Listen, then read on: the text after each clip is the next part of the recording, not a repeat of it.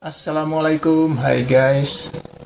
Selamat datang di acara podcast gue. Kali ini kita akan bahas tentang Singapura. Singapura ini adalah salah satu surga yang ada di Asia Tenggara. Sebagai surga impian, Singapura secara ekonomi ini adalah juaranya. PDB per kapitanya tembus 170.000 dolar Amerika. Salah satu yang tertinggi. Pengangguran cuman 2%. Dan kalau mau cari kerja di sono gampang banget. Yang penting ada keahlian. Kesehatan di sana harapan hidup adalah umur 83 sampai 84 tahun. Pendidikan dia peringkat atas. Nah, ini sudah dites secara internasional. Salah satunya adalah PISA. Tapi di sisi lain biaya hidup di sono tinggi. Dan ada ketimpangan pendapatan. Kebanyakan di sono yang paling besar adalah kelas menengah.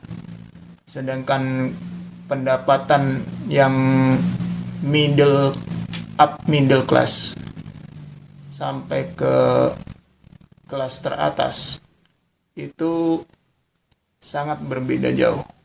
Jadi bentuknya itu kayak mungkin lebih menyerupai gasing dia. Gasing Melayu. Di sini dari miliarder sampai menengah atau ke yang miskin ini emang punya ketimpangan yang sangat-sangat jauh. Ya. Walaupun demikian, mereka mendapatkan bantuan subsidi dari pemerintah yang ditarik dari pajak. Jadi daya beli di sana tergolong tinggi. Jaminan sosial, mereka mendapatkan subsidi apartemen. Fasilitas publik premium. Berupa MRT, kereta cepat, keamanan, medis, dan air listrik. Ya. Jadi secara garis besar nggak ada kekurangan. Semuanya udah terpenuhi secara kebutuhan-kebutuhan pokok. Secara material, Singapura sangat-sangat sejahtera. Tapi bagaimana kalau dilihat dari sisi psikologis? Nah, kita mau bedah ini. Ternyata dari sisi psikologis, masyarakat Singapura ini punya tekanan berat. Dalam hal ini sistem kerjanya. Ya, di mana ada yang pertama itu adalah budaya kompetisi yang cenderung tidak sehat, yaitu budaya kiasu, takut kalah. Emang udah ditanemin dari sejak masa pendidikan dini ya. Kompetisi yang ketat ini memicu kecemasan yang konstan yang menimbulkan stres. Dan yang kedua ini adalah tekanan biaya hidup.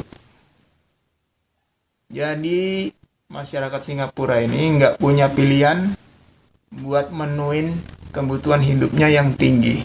Selain harus terus-menerus kerja. Jadi sangat beresiko buat mereka kalau semisal mereka kehilangan pekerjaan atau keluar dari kerja. Itu adalah sebuah mimpi yang buruk. Ini yang ketiga, ini yang sangat-sangat krusial, yaitu berupa capek mental atau namanya burnout. Singapura ini adalah negara dengan jam kerja yang terpanjang. Jadi jangan harap lu kalau jadi warga negara Singapura itu bisa menikmati hobi lu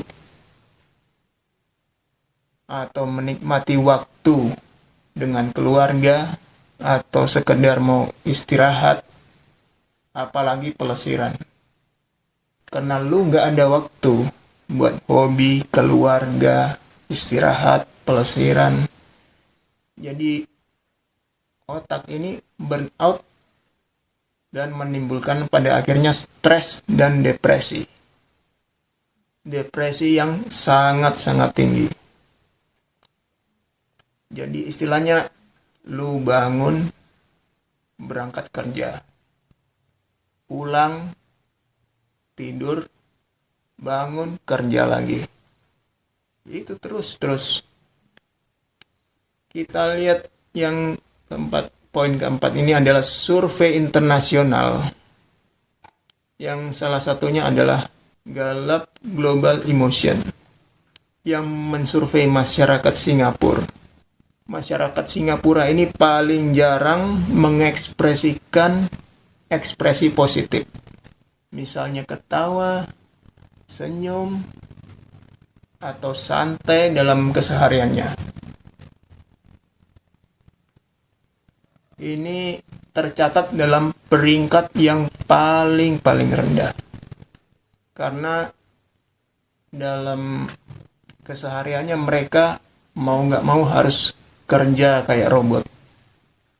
Jadi secara psikis, secara psikologis, belum bisa dibilang sejahtera. Nah, kita tahu bahwa Singapura ini adalah negara otoriter. Apakah ada keterhubungannya dengan tingkat stres ini? Ternyata ada. Bahkan hubungannya sangat-sangat erat. Tentang sifat kebijakannya yang top down, bukan bottom up.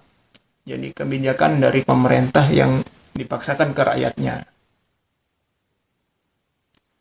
Jadi ini yang menimbulkan masalah secara psikologis.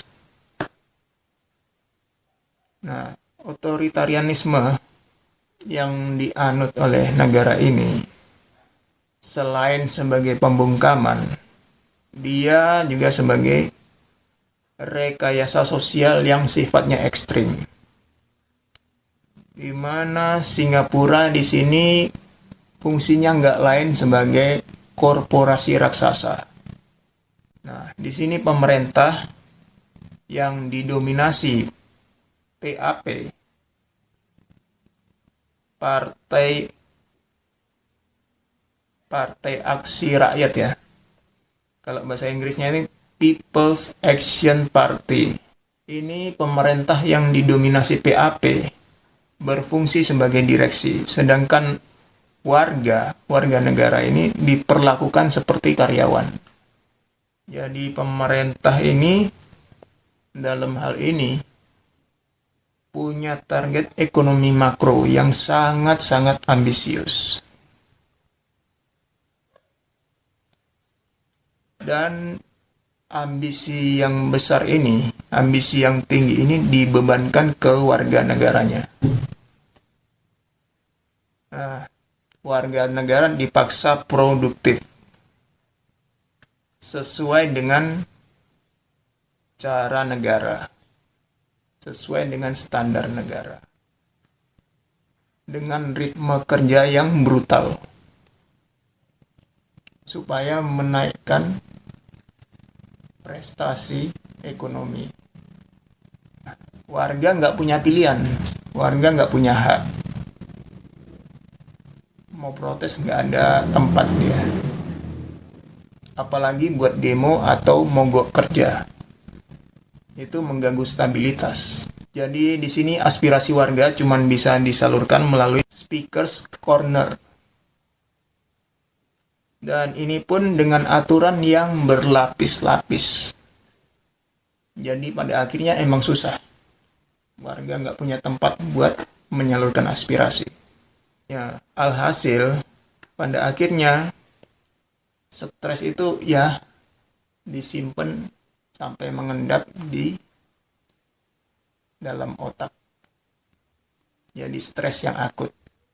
Nah, subsidi pemerintah berupa apartemen dan tabungan masa depan ini adalah kontrak finansial dalam jangka panjang.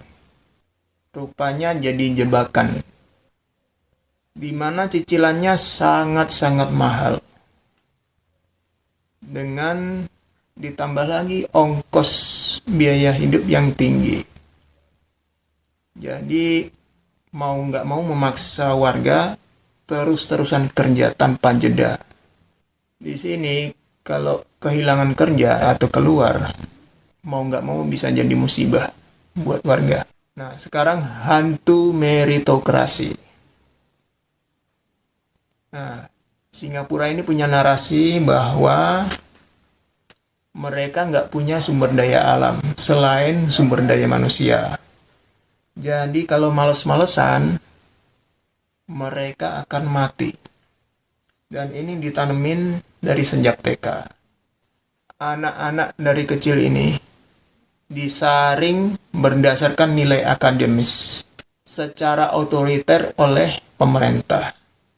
Jadi siapa yang bisa naik kasta secara ekonomis ya dalam pekerjaan, ini ditentukan sama pemerintah. Sisanya tinggal mungkin jadi kelas menengah, mungkin jadi kelas bawah karena penyaringan oleh pemerintah yang kayak gini. Ya, kita tahu kan kalau penyaringan itu pada akhirnya yang dipilih cuman dikit doang. Yang disisakan di bawahnya itu banyak banget. Jadi kan timpang. Nah, karena itu persaingan yang kayak gitu menciptakan suatu budaya persaingan yang kurang sehat. Ada mental-mental takut kalah gara-gara kesempatan yang langka, menciptakan stres tersendiri selain stres yang datang dari majikan. Akibatnya sesama karyawan ini mereka menganggap satu sama lain sebagai kompetitor atau kasarnya sebagai musuh. Akibatnya lingkungan kerja ini jadi dingin, saling curiga, nggak punya empati. Kesimpulannya, otoritarianisme ini punya dampak langsung terhadap stres yang diakibatkan oleh kerja. Di satu sisi, negara mendongkrak produktivitas warga yang membuat pendapatan makro itu melonjak tinggi. Dan negara bisa ngasih fasilitas berbagai macam. Ngasih serba kecukupan. Tapi di sisi lain, ini juga menciptakan stres yang akut buat warga. Akibat ritme kerja yang brutal. Kita analogikan, kalau kita kerja di suatu tempat, kita dapat mes, kita dapat tempat tinggal, kita dapat makan, dapat segala fasilitas, bahkan mungkin kendaraan, nggak ada kekurangan, semua udah tercukupi.